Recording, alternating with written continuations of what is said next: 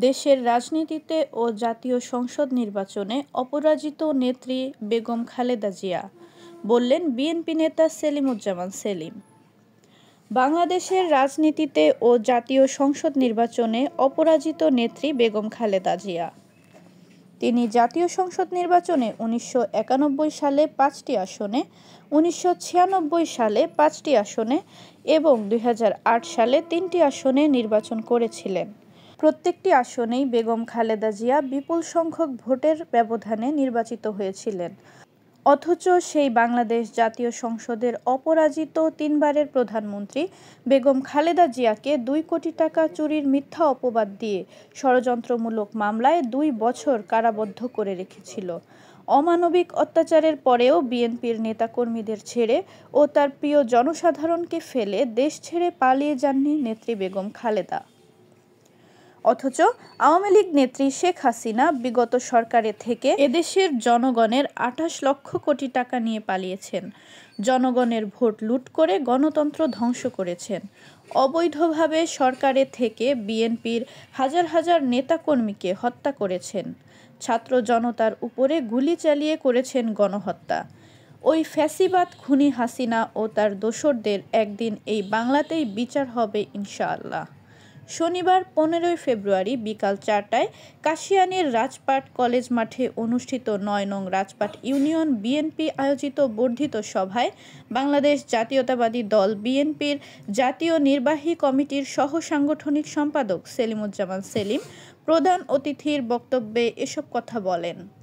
আমি আমার ব্যক্তিগত পক্ষ থেকে এবং এদেশের তিনবারের সাবেক প্রধানমন্ত্রী দেশ নেত্রী বেগম খালেদা জিয়া এবং আগামী বাংলাদেশ বিএনপির ভারপ্রাপ্ত চেয়ারম্যান জনাব তারেক রহমানের পক্ষ থেকে সংগ্রামী শুভেচ্ছা এবং বিপ্লবী অভিনন্দন।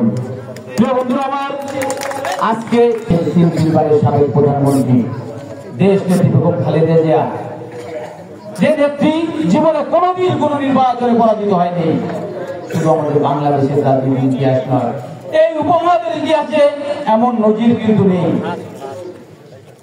আমাদের প্রিয় নেত্রী দেশ নেত্রী বেগম খালেদা জিয়া ১৯৯১ সালে ৫টি আসন থেকে নির্বাচন করেছিলেন।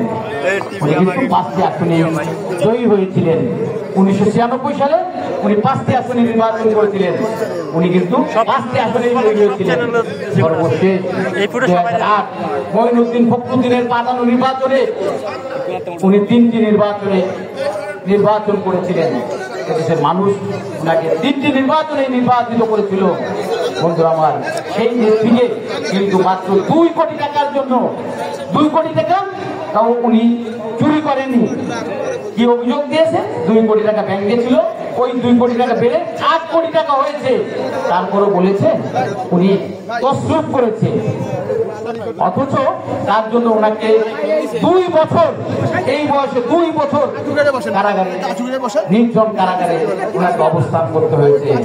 বন্ধুরা আমার, আপনারা একটা জিনিস খেয়াল করেন, বিএনপি যদি সৎপরায়ণ হয় তাহলে যে নেত্রী ২৮ লক্ষ কোটি টাকা এদেশ থেকে নিয়ে গেছে, এদেশের জনগণের ২৮ লক্ষ কোটি টাকা চুরি করেছে, সেই নেত্রীর যদি সত্যি বিচার হয় তাহলে তার কত বছরের জেল হবে আপনারা কি একবারও ভেবে দেখেছেন? ক্ষমতায় আছে কারা?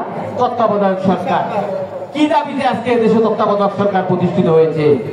জুলাই আগস্ট আন্দোলনের মধ্য দিয়ে এদেশে 18 বছরের একজন ফ্যাসিস্ট পালিয়ে গেছেন। শেখ হাসিনা পালিয়ে গেছেন, ওনার বোন শেখ রেহানা পালিয়ে গেছেন, শেখ পরিবার পালিয়ে গেছেন, কিন্তু তাদের অনুসারীরা, তাদের প্রেতাত্মারা কিন্তু এখনো দেশের মাটিতে রয়ে গেছেন।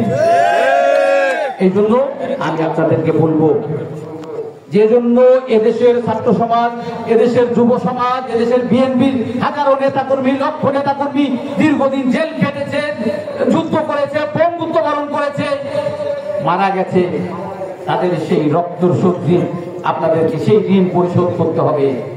পরিশোধ করতে উন্নত চিকিৎসাজন দেশের বাইরে আছেন, আপনারা আজকের এই সমাবেশ থেকে আমি আপনাদের প্রতি দত্ত আহ্বান জানাবো, আপনারা তাদের জন্য দোয়া করবেন। আপনারা আমাদের প্রিয় নেত্রী দেশ নেত্রী বেগম খালেদা জিয়ার জন্য দোয়া করবেন। আপনারা আমাদের প্রিয় অভিভাবক বিএনপির ভারপ্রাপ্ত চেয়ারম্যান জনাব তারেক রহমানের জন্য দোয়া করবেন।